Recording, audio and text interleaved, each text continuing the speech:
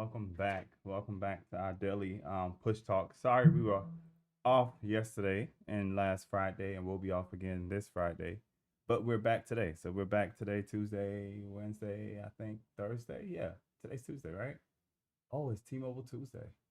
Yeah. So today, we're back, and we're going to be talking about something that is near and dear to me. Um, Is that your phone, Disco, or me? Yeah, it's me. Sorry. Um, so something that's dear and near to me, and one of the things that and Disco's going to come around at some point. I guess Ryan's going to come around at some point. But one of the things that has been interesting to me is that as people learn more about Black Push, both Newbie Corp, as you can see, we got both logos up today. We are a faith-based organization, which means that we come, or doesn't mean per se, but we come from a Christian. We try to live from a Christian standpoint and from Christian values. Um, and I've been very interested in seeing like a lot of people who reply to our posts online. They are very much religious people, and they just don't like us, and they don't even know us. And I've read some of the comments. I traditionally don't read comments people write online, but last night for some reason I was up a little later than I should have been, and I read some of the comments. And we recently just put out a post, literally just asking people to sign up for the app, and if you get other people to sign up for the app, you could win the $250 gift card. And just the comments that came from that, I was going to read some of them online, because I want to talk about, um, I want to talk from the context of what religion is and how we see it, how we view it, and where our misgivings are of it. What disappoints us about it, right? And I think that one of the things that disappoints us about it the most is that whenever we hear that a person is supposed to be Christian, we in our mindset put them on a pedestal like, okay, they're going to live this perfect life. They're going to be this honest person. They're going to be this transparent person. And that's not the case. Can I stop you right there? Absolutely. I'm one of those people, right? It's not so much put them on a pedestal as when you present yourself to me like that. Like if I'm talking to you and I first time meeting you, Mm-hmm. and I say my name is Ryan, you say my name is Sean, I'm from here, I'm from there, I'm good with that. But when I say my name is Ryan, you say my name is Sean, I'm filled with the Holy Ghost, Almighty, blah blah blah blah blah. I'm a pat. You put that out there for a reason, okay? So that's when you put yourself on the pet. That's when you gave yourself a title, and I assume you gave me that title because that's what you want me to look. That's what you want me to look at you as. Right. So basically, I'm gonna put you on the pedestal because you presented that to me. I'd rather you come to me and say, "Look, my name is Sean. I'm from Fort Lauderdale, Florida. Yes, we ain't got until we start getting a friendship. I can know about what your everyday Sunday is or your everyday belief is. But when you present that in your first 30 seconds, you're doing it for a reason. So I'm gonna give you that reason. And that's who I am. So a lot of people we don't put them on pedestals. Is that a lot of people sell that to people versus being themselves. And I get that, right? I definitely get that from being involved in the spiritual community the way I am. I definitely get that. But one of the things that, for me, I think that people, definitely people who are believers and people who are fellow believers, they forget that they look for perfection in imperfect people, right? And what does that mean? It's like, even, I mean, you read the Bible, the book of Acts, the Bible talks about a very important experience in the Christian community, which is called Pentecost Sunday, right? And it talks about how everybody was in one building on one accord, and the Holy Ghost came into the room, and everybody started shouting and speaking in tongues, right? Everybody was on one accord, and they started speaking to them in their language. But the reality is that if you read the stories of every single one of those people who was in that room, definitely of the 11 of the apostles at the time, every single one of them still had flaws after that, right? They were filled with the Holy Ghost, and they were going around healing people and delivering them. But even, I think it was Peter, Paul had a problem with Peter later on, and he was upset with Peter because he was like, you hang out with the Gentiles as long as there's no Jews around, but the moment Jews come around, you act like you don't know them. And he had a problem with the way he lived from that perspective, right? It didn't mean that Peter was not striving for perfection. It just means that Peter was still human. There were some aspects of his life that he still had to kind of work his way through. And I have an old pastor of mine who always told me, like, listen, as long as you're living, you're learning. The moment you stop learning, the moment you stop thinking, or the moment you think you got there, is the day that you lay that we're saying ashes to ashes, dust to dust. Meaning that as long as you're living, you're progressing, right? And I'm humbled by what I read online, but at the same time, it's discouraging. But I think what kind of brings me back to reality is that once again, I'm still looking. I still have to remember that these are imperfect people striving for perfection. One person literally wrote on that one of the post about us wanting to people just download our app, saying, "Look, this is another racist organization, right?" Didn't know anything about the app. Probably has never even gone to our website to see anything about it, right? And from our perspective, can we do better, like marketing ourselves as not like just this you know me. We talked about this a couple of weeks ago on this show, right? We even did a whole segment about this. How my personal beliefs is that I don't just see social injustice as a black thing. I see social injustice as a white thing, an Asian thing, Hispanic thing. Anytime a person gets in a car and a police officer pulls them over, and that person can lose their life interacting with a police officer, whether you're white, black, Hispanic, Asian, that's an injustice. Period. Right? That's me. That's what I believe. I'm Sean. I run the whole organization. So when you say that, even though I may have people in my organization who differ in their opinions from me, the reality is that the organization runs based upon the way I per se see the world, per se, right? And you know it. You work with us, right? You've been into some of those meetings where people are like, nah, Sean, you're wrong about that. But at the end of the day, when we go out in front of other people, we still present what I view as being the vision I have for Black Push, right? People don't know us. And these are people who, when you go to their pages, like they have everything about Jesus and about God and all this kind of stuff, but yet you're calling me a racist and you don't even know me. Now, in reality, do we all have racial tendencies, right? Probably so, right? Any one of us have the ability to be racist. If I walk into a store, if somebody comes to me and be like, oh, I'm going to go get some Chinese food, and I say, oh, well, the only place I'm going to go get Chinese food is from Chinatown, that could be a form of racism, right? Because why I got to go all the way to Chinatown to get Chinese food when we have people who, we have black people who can make good Asian food, right? Well, all Asian food, if you go to soul food place, Asian people back there cooking. Right. You know what I'm saying? They have, so you know what I'm saying? Why even look at that? Correct. Right? So when I think about Christianity, I think that a lot of what disappoints people who are inside the fold and outside the fold is that, like you said, people who come up to you and they say, oh, well, I'm Pastor so and so, I'm this, right? First off, if I ever introduced myself, 90% of people, you didn't even know that I was in ministry because I didn't introduce myself as that, right? Nope. I'm Sean. At the end of the day, I'm Sean because I personally believe at the end of the day, in spite of whatever position I have, God calls me to be a servant first before anything, right? He calls me to be a servant. And being a servant means that I don't really get much of a title per se. And I do it for when a title's given to me, I go through the process because that's the religious aspect of it. But for me, it's not about the title that you have. It's about your heart. It's about your mindset. It's about how you view the world, right? Loving thy neighbor as thyself. I make a lot of mistakes every day, right? Every day. There's something about my day that I go back and be like, dang, I wish I would have done that differently, or I wish I would not have done that. And for me to stand out and say that I don't have days like that is an injustice to me. And it's an injustice to everything we stand for in Christianity, because the Bible teaches us that there was only one flawed man. In Christianity, we believe Jesus was the only unflawed man. And the only way I can get or even strive towards any type of perfection is through him, right? But at the same time, it's a process. And I think that when we present, like, because of the fact that we are a pastor or a bishop or a deacon or whatever the case may be in the church, that we are perfect, that's where we make the flaw. Because the moment we don't strive towards, the moment we show one sign of our imperfectness, then we disappoint people. You know what I'm saying? And then we have people who are upset. Then we have people who don't want to be a part of our church because, like, if he's a part of the church, I don't want to be a part of it. You know what I'm saying? We put this image in people's head, and in the moment we don't uphold that image, we have become a stumbling block to them.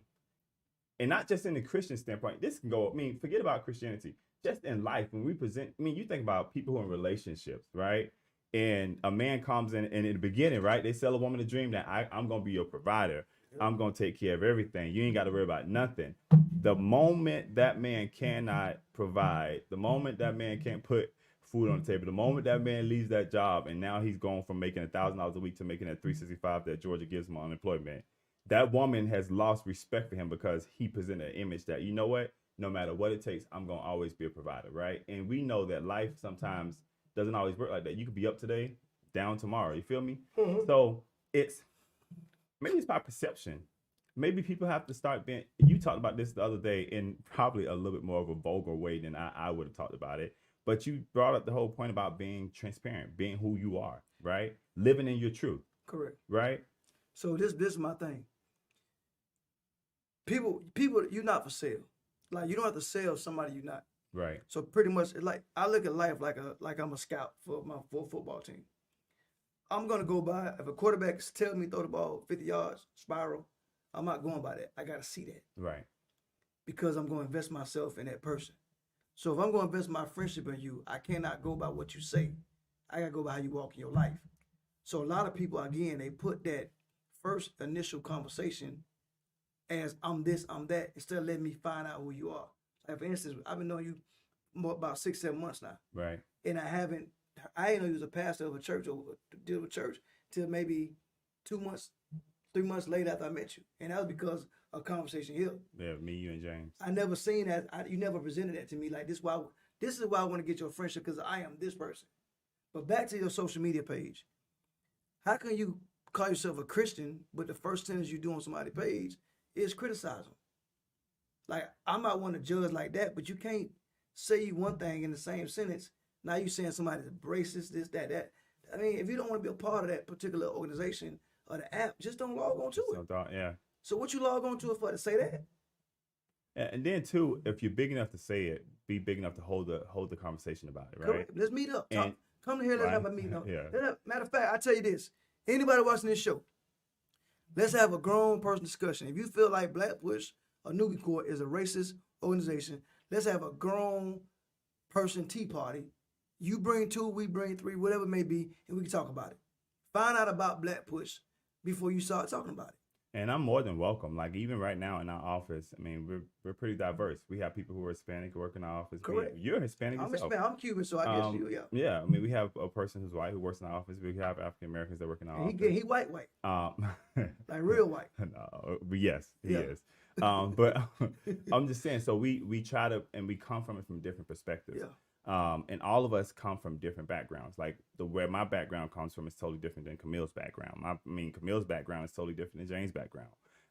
We all have different Your background is totally different than mine, right? You know what it feels like to immigrate from Cuba. I can't say I know what it feels like to immigrate. I mean, your family, you know what I'm saying? I can't say I know that. And that, I think, even as a country, man, to be honest with you, that's what's going to make us better, when we can start having dialogue. And I think we talked about this last week when we talked about the whole voting rights bill, right? And the fact that even in the Senate, they would not even allow a vote, not for the bill to pass, a vote to say, hey, let's have a discussion about the bill, right? But that's a replication to who we are as a country. And if anybody's out there, like if you're watching, that should be more scary to us as an American than anything else, that we no longer, like we're at the point where we no longer want to have dialogue with each other. You know what I'm saying? Me and you have had disagreements. Let it be known. Right? Every day. But at the end of the day, we can still have dialogue with each other about our disagreements. Correct. And even sometimes you may not like what I have to say. I may not like what you have to say. But we sit down, we hold discussions. Correct. And look, we're still sitting here today. Correct. Right? And we may not always come to an agreement on it. Some days we bought. I don't think we agreed on anything yet. One time. I think it was one time. It was one time. One time out the million. But I'm just saying, so just in general, at least be able to hold the conversation, at least be able to hold dialogue. The moment we stop being able to talk to each other is the moment that we die as a nation. And you know what I'm saying? And that's where we're at. It would start subject into different stuff and take place of it. Right. And I mean, you think about even the world we live in today, you have people who won't watch certain news channels, right? Because Fox is too right leaning for them, MSNBC is too left, and then CNN, they're just liars, right? Yeah. So when we have gotten to that point where we have to like create our own channel just to feed us information that we want to believe, and it goes back to what you said earlier today. We as people don't want truth. Mm-hmm. I mean, we as people don't want truth. Even with politicians, we talked about this last week. We talked about a specific politician last week, right? Who made all these promises and got in office and forgot all the promises they made, right? We rather believe in a lie than believe in the truth. And I think from a Christian standpoint, going back to the Christianity aspect of it, somebody once asked me a long time ago, they said, why did they kill Jesus? And I said that the reason why they killed Jesus was simply because you cannot come in contact with Jesus and not have to look at yourself. And people don't like looking at themselves. You don't want Scared of that mirror. Man, They what? are terrified of that mirror. Listen, Michael Jackson was a prophet when he said, if you want to make a change in the world today, look in the mirror and start with the man in the mirror. Scared of that mirror, man. It's scared of the mirror because the mirror requires you to look at yourself in ways that you don't want to do it. And even but we have to be honest with ourselves. Sometimes, you know what I'm saying? Sometimes there's certain aspects of my life where I look in the mirror, like, oh, no, I'll deal with. Let's turn it a little bit to the left, and then we'll deal with this good side today.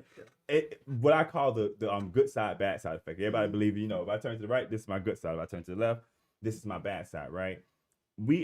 I think that as an organization, one of the things for me, for BlackPush, for Newbie Corp, as an organization, yes, we do deal with minority issues. I'm not going to stop dealing with that, right?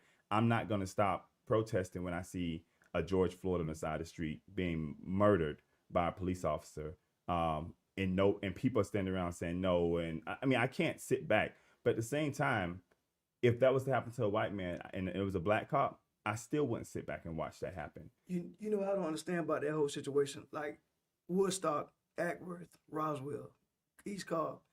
When it happened with George Floyd, you had just as many white people protesting right in public, but those people never get categorized as being racist because because they're white. And I don't understand it. Like, people stop judging what's right is right, what's wrong is wrong. Period. That's it. Period. Because I'm gonna say it on the record, not to take off subject. I got just as many white friends as I got black friends. Like, I go according to how you treat me.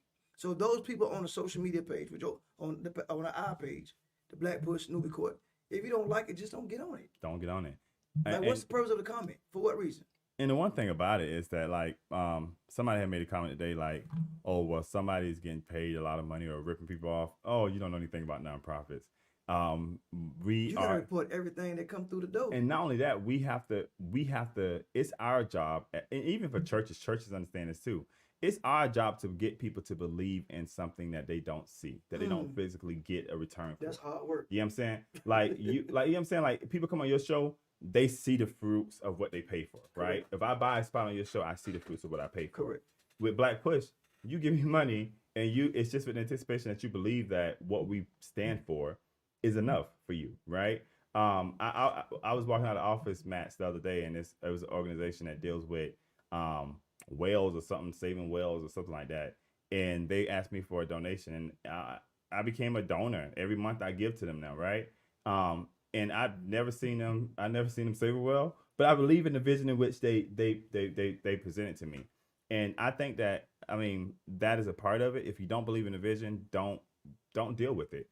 But what I think discourages me the most about it, and I think the part that actually keeps me up the most about it, is that when I look at sometimes the people who respond, and I look at, these are people who believe in the same thing I believe in. Supposed to be. And these are people who love the same God I say I love. Supposed to be. And these are people who worship in the same type of churches that I go and worship in. And for me, for them to not, I don't know, like, I don't know. It's interesting because we've gotten so far away from the guidelines God gave us, right? And that's all of us. I'm speaking for myself. Even the Bible teaches us that even when if you have a problem with your brother, right? The Bible tells us that if you have a problem with your brother, don't even leave your gift at the altar. Like, don't donate, don't give to God, don't leave your gift at the altar. Go take care of that problem first, and then come back and give your gift, right? Most of us, if we have a problem with each other, instead of going to that person, we talk to everybody around that person before we talk to that person. We go on the websites. We give them a Google review. Correct. You know what I'm saying? Like, but that's the way the society has trained us to be. You know what I'm saying? Like, if I have a problem with you, society has trained me to not talk to you first, but to talk to everybody in your circle around you, to try to create an image, to try to get people on my side and create an image of you. You know what I'm saying? Of my image of you. And no matter who you are, if a person, that's why when I used to, let me tell you something, when I used to be a manager, right? The one thing I hated whenever I became a manager at a restaurant or any place, right? You have owners that come to you and be like, listen, I want to tell you about this person, that person. My first comment to them would be like, don't tell me anything about any of them. Let me learn them for myself. Because the reason why I understood that if I allowed that in my ear, as much as I may have wanted to dismiss it or push it out, the fact of reality is that I'm going to start looking for that look. So if somebody came to me and said, oh, don't trust Disco because if you trust him, he's going to burn you, right? It's every little thing that you do now. I'm like, oh, you trying to burn me. You know what I'm saying? And even though I'm getting to know you for myself, that perception is still gonna be somewhere in the back of my head. Because somebody told you that. Right? Yeah. And that's what it is. Like that's the part that is interesting to me, because I should be able to deal with you directly. You know, these people who are on Facebook talking about BlackPush Newbie Corp should be able to reach out. Let me ask you a question, Sean. I like to start stuff, so you know how I do. So how would you feel if you've seen a company called White Push? I wouldn't mind. So what approach would you go towards that? I wouldn't mind. In fact, I'd probably be a donor, right? Mm-hmm. Because once again, social injustice is not for me a black thing, right? If there's organizations out there that, now there's a difference. There's a huge difference in an organization that's saying that one race is supreme to another race, right? Okay. So we look at organizations like the KKK, right? That says that, whites are supposed to be supreme, black people are not, blacks are less than white. No, that's different. BlackPush Newbie Corp are not saying that black people are more superior than whites or whites are more superior than black. They're saying that as an issue, anytime we see any kind of injustice, we have to stand up for it, right? We have to not be biased. We can't be to jump the gun. So like if we see a police shooting, instead of us just seeing a police officer shoot a black person or shoot a white person and be like, oh, he should have never shot him. Let's look at the whole case. Let's look at what happened. Let's look at what the law states, right? Let's start telling stories without a color. Right. Let's look at the whole thing, right? Let's look at what the person did to even put themselves in that predicament. Yeah. Because we have so many people out here, definitely and I can speak for Georgia. We have a lot of people. I've had a lot of people on my show who sit up here and try to educate people on how to get home safely, right? You can't say the information on how to get home safely is not out there. Gerald Griggs has been on my show telling kids, as an attorney, what do you do? I've had judges on my show saying, as a judge, what do you do? I've had DAs on my show saying, as a DA, this is what you do if you get caught up. Right there. And you don't have more whites than blacks on your shows. I have. And I've had pastors on my show. Like, you know what I'm saying? I've had everybody on my show, and we've broadcasted this out to the churches, to local, thousands of people have seen it, right? Yeah. So it's, for me, it's just not fair to y'all. It's not fair. It's not. But at the same time, I have to go back to my very first comment. God reminded me this morning that I'm looking for perfection in imperfect people. You know what I'm saying? And when I go back to just remembering that, it causes me to not be so judgmental. It causes me to not be so angry. But I know this for a fact. Without knowing you back then, I knew you knew that logo was gonna cause some issues. I didn't believe. I would have never imagined. And even when I look at the logo, I'm trying to remember like when it was created. What was my thinking of it? I just really told somebody the name of the organization and what we do. Mm-hmm. They created the logo for me. I was like, okay, that's cool. I like it. Right. Never really put too much thought in it. I didn't see it as like a black thing because it's not like this. Well, it's kind of like some people that's not educated think that's like a black power type. No, it's an open hand. I'm saying folks that's not educated. Meaning all are welcome. All are welcome. Yeah. Right. And we work with everybody. You know that. Like we work with every single race. Well, you can't open up closed-minded people, man. You can't open up a closed mind. That's true. You cannot open up a closed mind. So whether you put 20 white people on your logo to whatever race, whatever they perceive BlackPush as, is that. My problem with it is, if you don't want to be a part of it, if you don't want to help it out, just don't comment on it. Yeah, and leave it alone. And I think too, from going back to what we originally started out with, even when people present themselves a certain way, we all have to remember that we're dealing with an imperfected world and imperfect people, right? And I don't know. I mean, I don't know. I don't know what's going to change it. And I don't think nothing I do or nothing I say is going to change it. I just hope, and I think we've had this discussion before, that when somebody once asked me before, like, why do you do everything that you do? My biggest goal is that I leave this world, this country, this generation, a better generation or a better future than what I had, right? That they look at it differently, that they see opportunities that I didn't get a chance to see. Hence, like, I love the fact that I met the lady who you had brought to me the other day who came and picked up the sodas for me, right?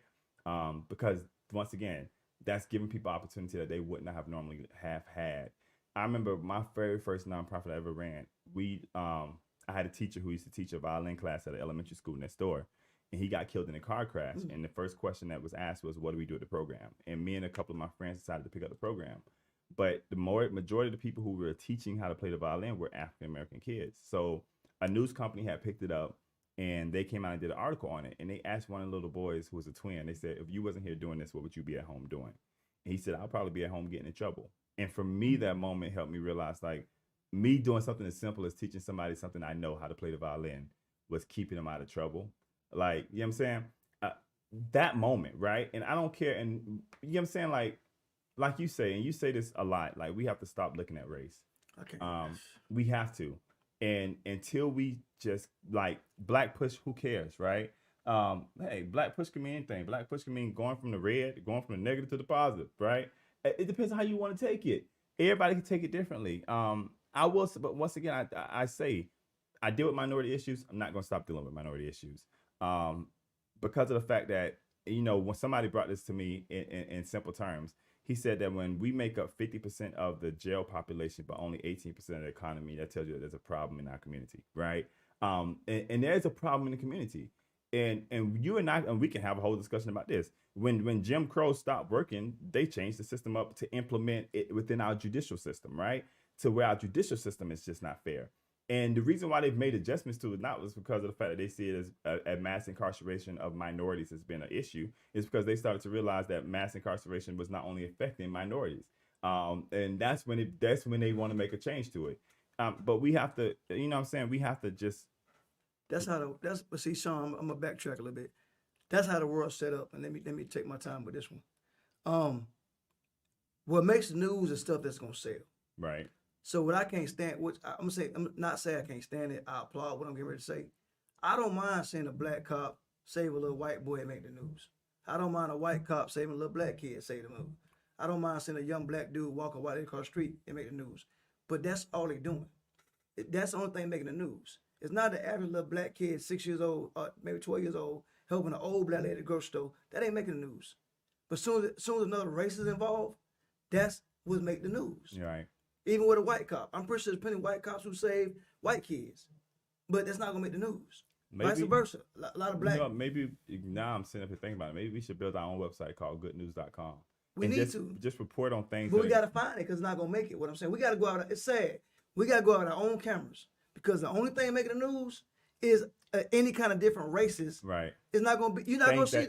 Things that make the news are things that divide us instead That's of it. bringing us together. You're not going to see the black cop who saved 10, 12 little black kids in the hood. Do you remember when we had there was a lady by the name of Dana on our show, and she had came in from Carolina. I remember. But she was an old police officer, right? I remember that. And she talked about how she, like, even right now, she's doing a love tour where she's going to different states and different cities, and she's just giving away food, right? And this is out of her own personal, right?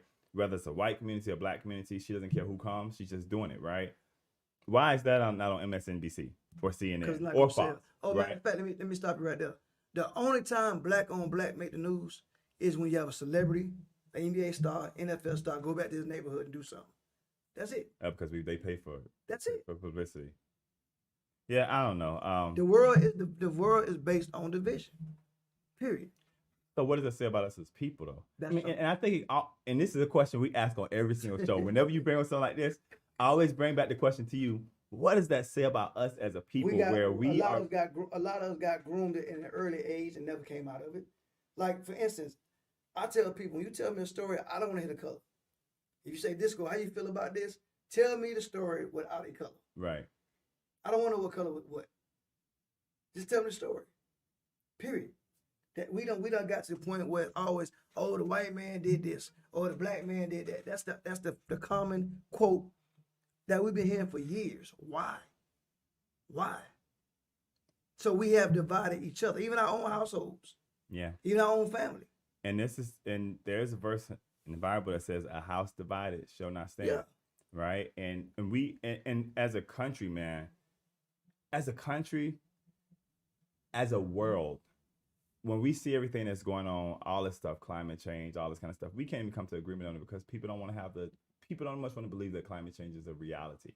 We can't come to an agreement on whether or not, and I'm going to get sticky here, but whether or not people should have the right to marry who they want to marry, because we don't want to have that dialogue. And what, you know what, really, one thing that really kind of saddened me one day is that I was talking to somebody. I don't remember whether it was with you or on this show or something, but they had made a comment that they would be a Christian if Christians were not so judgmental. And I was really kind of thrown back by that, right? And it really kind of caught me off guard. Was like, wow, really? And So you're gonna stop your walk in life for somebody else? no, but it's not even that. It's the fact that once again, you ever heard the old saying, hurt people hurt people? Yeah, I heard it yesterday. Yeah. Hurt people, right? And one of the things I was sharing with somebody too, and I remember I was doing construction on this building one time, and we had to, we thought that we were getting ready to build this restaurant. We thought everything was good because the foundation of the restaurant looked great, right? From a perception of prior to us pulling up the floor, the foundation of the restaurant looked great. Everything was evened out, everything was good. We started breaking up the floor to go down because we decided we wanted to go to the base floor and we were gonna take that concrete and just kind of put a layer on it, right? When we got to the foundation of the floor, there was a crack like no bigger than this. And I'm talking about on like 4,800 square feet of space. The crack was no bigger than this. Because of that crack, the contractor came to us and said, we got to take this whole floor up and take it back down to the very foundation and relay brand new concrete because of a crack that was literally like this big on 4,800 square feet. 4,800 square feet and this big, right? But it's good he did it. But the reality was that if we built if we built what we wanted to build on that foundation, it was going to spread. The crack was going to spread. You think about it, even like your glass, your windshield, you start with a little small crack. And if you don't take care of that little small crack, that crack just keeps on growing and growing and growing. So the next thing you know, your whole windshield is busted because of the fact that you didn't want to take care of the small crack, right? In America, what is our small crack, right? And it's not small in perspective. Racism is one of the big things. We were founded on the foundation of it, right? People thought it was okay to say to one race that you can work for us and we're not pay you and nor will we're going to educate you, but it's okay. Racism is an issue. Our way we look at each other is an issue, right? What I mean by that is that when I look at a person who may be homosexual and I say to them that, because of the fact that you're homosexual, God is going to judge you differently than he judged any other sinner. That's a problem. Because the Bible teaches me that God judges all sinners the same, which means, and if we go with that concept, it then makes me humble in how I treat people because of the fact that I realize that, you know what? I'm just as big of a sinner as anybody else. You know what I'm saying? Sin is a sin. A sin is a sin when it comes to God. God doesn't look down and see, well, that's what he did down there. So one don't outweigh the other. But as a society, we built that way because of the fact that if you look at, we have first-degree felonies, second-degree felonies, third-degree felonies. And what we have said is that there's some things that are just way worse in life than other things, right? I get it. I get why we have to do that because nobody wants to go to prison for stealing a pack of gum, right? Nobody should. I get it, right? But at the same time, when we have people who are on the bench and we have people who are in the DA's office and we have people who are cops, right? They have to be able to look at that person as a person. And I think we mentioned this the other week about how I love the fact that in Georgia, people are able to vote, right? And once they serve the time, they're able to vote. Why? Because as a judge, it causes me to sentence you differently if I realize that, hey, in 2 more years, you can put me out of this chair, right? You can have a vote that puts me out of this chair. When people don't have that voice, they lose a lot of society. And I just think that we have to, listen, if I had it my way, we would go back to realizing we would be able to realize that none of us are perfect and we all are just trying to get through this thing we call life. If I had it my way, we would not see colors. We would not see black, white, Hispanic, Asian. We would just be able to see that the people are people. And if I cut you, you're going to bleed the same color blood I bleed. Which we do. And if I had it my way, people would love each other. And what I mean by love each other is I don't mean that whole fake love to where I love you as long as you do something for me. Yeah. I mean that love that even when you mistreat me, I still love you, right? Yeah. Even when you slap me in the face, I still love you. And that goes back to kind of like what I was trying to prevent you from doing over the weekend. Because they're like, literally, I'm learning that there's certain battles that are not meant for me to fight. The moment I try to fight battles that are too big for me and are not meant for me to fight, I find myself stressed, not being able to sleep at night, always angry. You know what I'm saying? And I'm learning to give up a lot of my battles to God. Like even some of these people on Facebook, the reason I don't respond is because at the end of the day, the Bible says that vengeance is the Lord's, right? He's going to repay them. And my prayer has become recently, now I ain't saying I've always been this way, but recently my prayers have become to be more like, God, you know what? Have mercy on that person. Because the one thing about it is that I'm the kind of person, I think you know me well enough to know that my heart, when it comes down to people suffering, I don't like to see anybody suffer. I don't care who you are. I mean, I was driving down the street one day and there was a black guy on one corner, a white guy on one corner. I gave the black guy $20 and I passed by the white guy and gave him $20 too, right? Because of the fact that I didn't want, for me, if I can swap spots with somebody who's suffering, I would, right? But at the same time, my prayer is that God just has mercy on people and us as a society, because we're doing a lot of, as a society, we're doing a lot of shady stuff right now. You know what I'm saying? For us to be still arguing about whether or not Derek Chauvin was guilty or not, there's plenty of people out there. That's what the world came to, man. But there's millions of people out there who believe he's innocent.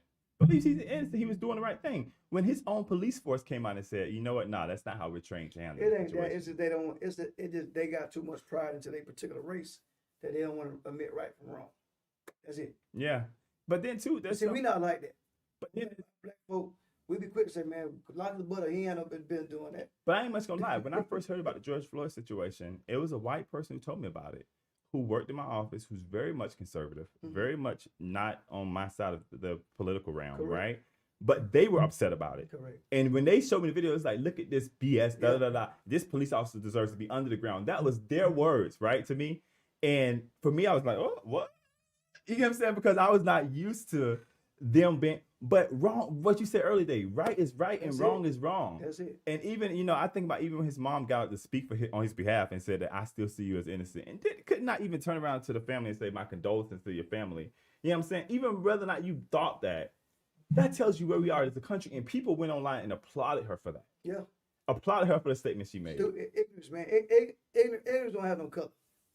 Yeah. But I think too, I think that reality doesn't become reality until it's your own, right? And you think about even Vice President Dick Cheney. He was not a social advocate of homosexuality, right? He did not believe in gay marriage and all this kind of stuff until it came to his household. And that child that he raised for 20-some years, right? That child that he loved to the very core of who he was, came out and said, "Daddy, I'm gay and I'm gonna marry this woman." Then he sat on the front row at our wedding. You know what I'm saying? His whole theology changed on it because of the fact that it hit him in his face. Correct. But how do we get to a place where things don't have to hit us in our face, but we can see, like I can see something that you're going through and I'm offended by it because of the fact that I see you going through it, right? And I think it goes back to the whole perspective of loving thy neighbor as thyself. How could I see you suffering? Well, that's the problem right there. Stop right there. Think about how people don't even love themselves. That's true. And people don't know how to love themselves. So that's the main root right there. So many people that don't love themselves, so they don't even know how to put themselves in your position to understand. They don't know how to put themselves in your place to deal with what you're dealing with, because they don't love themselves. So if they don't care about their own well-being, you're going to be the last thing they care about. So they're the very ignorant, closed-minded people. And we have too many of that in the world. So I think it goes back to the whole comment that looking at the world, understanding that it's I'm dealing with imperfect people. Correct. I'm dealing with imperfect people. I had a friend of mine. Actually, I got a dude I call Uncle B, right? He always told me, I used to be so like, man, why they ain't speak? Why they act like this? He like, man, that ain't got nothing to do with you. Realize anything negative energy somebody give you has nothing to do with you. And I just told you this other day, it's about how you react to that negative energy. Yeah. I think we were just texting about back and forth about that yesterday. Yeah. Like it's really about and that's the thing about it, right? I'm too positive, but this is the thing. It's common to react to it. Like you and I are too positive of people. Correct. To allow somebody's negative energy to now, because this is what happens. Their negative energy now becomes off on us, right? And we begin to disperse out negative energy when we're positive people. Correct. You know what I'm saying? And we're too positive for that. You know what I'm saying? Like, listen, at the end of the day, I don't go on Facebook. I don't read all the comments because the negativity ain't a part of my environment. It's not going to be. You know what I'm saying? I go home every day right now. I got my godsons here from out of town. I go home with kids who are looking at me and they're not worried about, you know what I'm saying? They're not worried about any of that stuff. And, I was wondering the other day, somebody had reminded me too, the Bible says, like, unless you humble yourself as a little child, you should know likewise see the kingdom of heaven, right? Mm-hmm. And I was thinking about my godsons. I took them to my mom's house and they had met my I call him, he's like my little brother, but they had met my little brother. Within 5 minutes, all three of them kids were sitting up there having fun, laughing, joking with each other. Cool, man. And you would have thought they've known each other forever, right? I mean, sharing a product with each other. You would have thought they've known each other forever. But the reality is they only knew each other for 5 minutes. Let me tell you a quick story real quick. I know we got to go. I've been coaching a little. I've been coaching football about 18 years, and it's been a You game. 18 years old?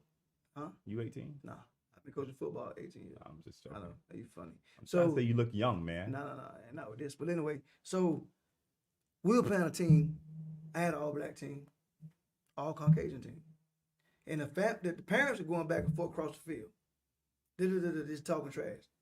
After the game, we stick around for other games.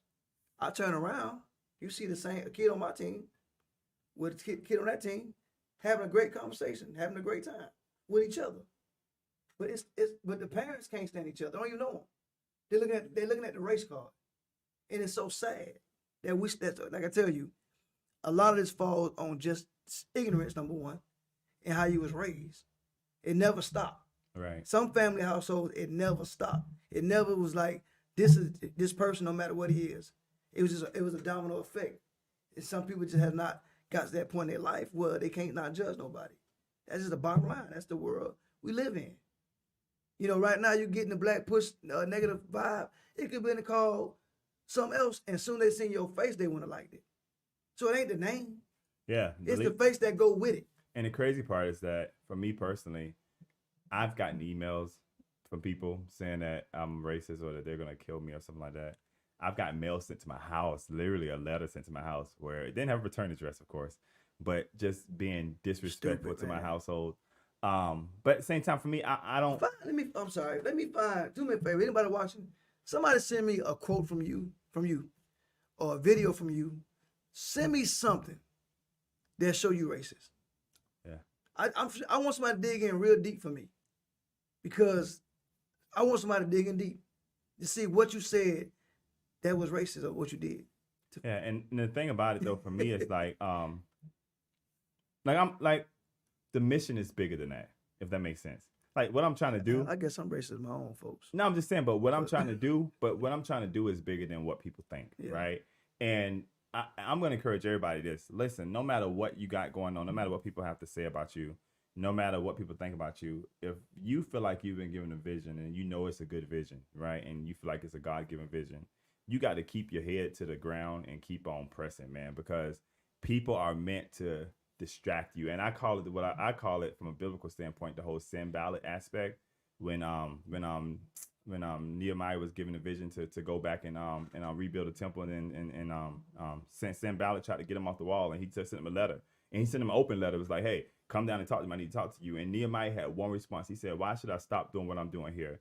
So basically, come down and entertain your ignorance. We got to stop entertaining ignorant people. Definitely, we know people who are not on our team, right? Why would I go back and respond to all these people when I know that they don't? You know, so bad too, man. They probably put, and I'm guilty. They probably put it out there, right? It take them 3 seconds to put that, and they ain't thought about it no more after that.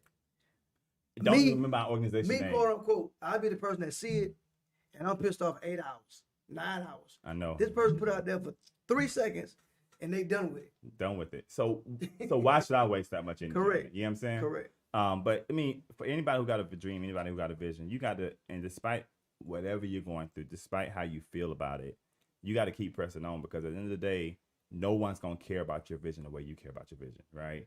No one's going to fight for your vision the way you fight for your vision. And every day I tell people this every time, you know, I have some medical conditions that sometimes prohibit me from doing things I want to do. I mean, I went to DC and I had to end up leaving one of the press conferences because I got sick. But the reality is what motivates me more than anything is that I know that I get up and I'm making a difference. You know what I'm saying? And people don't like difference makers. You know what I'm saying? So when people have a problem with me and all this kind of stuff, I'm actually pretty excited, because that means that I must be doing something right. So encourage everybody out there, keep on doing what you're doing. Don't be discouraged by the haters, if we want to use that word. Keep on doing what we're doing. But we'll be back tomorrow. I do want to continue to encourage people, if you have an Android phone or Apple phone, download that app, BlackPush. It's on Android or Google Play Store and Apple. And we'll be back here. And for those, we'll be back here tomorrow at the same time, 12:30. So we look forward to seeing you guys tomorrow for our Push Talk Daily Conversation. And until then, have a blessed day, everybody.